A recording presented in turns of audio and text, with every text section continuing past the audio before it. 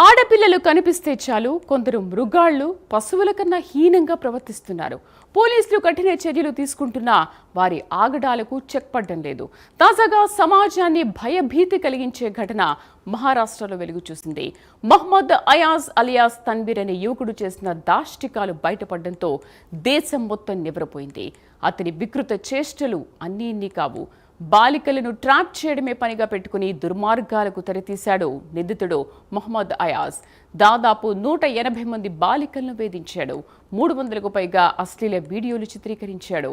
BJP MP Anil Bonde దృష్టికి ఈ విషయం రావడంతో ఆయన వెంటనే పోలీసులకు చెప్పడం, నిందితుడు మహ్మద్ అయాజ్ను అదుపులోకి తీసుకోవడం జరిగింది. ప్రస్తుతం ఈ మృగాన్ని మహారాష్ట్ర పోలీసులు అరెస్ట్ చేశారు. నిందితుడు పరత్వాడకు చెందినవాడు. ప్రేమ పేరుతో బాలికలను ట్రాప్ చేయడం, ఆపై మాయ మాటలు చెప్పి ముంబై, పూణేలకు బాలికలను తీసుకెళ్లి అశ్లీల వీడియోలు చిత్రీకరించేవాడు. ఆపై ఆ వీడియోలతో బాలికలను బ్లాక్మెయిల్ చేసేవాడని పోలీసుల దర్యాప్తులో తేలింది. కొన్ని వీడియోలను ఆన్లైన్లోనూ అప్లోడ్ చేశాడు మహ్మద్. ఎంపీ ఫిర్యాదు చేసిన పోలీసులు తొలుత లైట్ తీసుకున్నారు. చివరకు ఎంపీ ధర్నా చేస్తారని చెప్పడంతో మహారాష్ట్ర ఖాకీలలో కదలికొచ్చింది.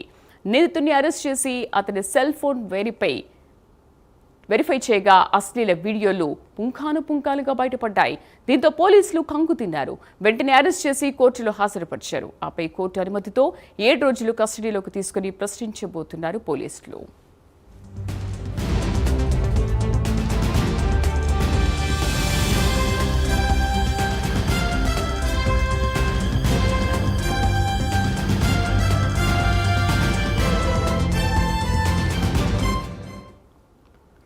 అశ్లీల వీడియోలను ఎవరికైనా షేర్ చేశాడా, ఎన్ని వీడియోలు ఆన్లైన్లో అప్లోడ్ చేశాడో ఆరా తీస్తున్నాయి దర్యాప్తు బృందాలు. ఇప్పటికే కొన్ని వీడియోలను ఆన్లైన్ నుంచి తొలగించారు. ఇంకా వాటిని డిలీట్ చేస్తూనే ఉన్నారు.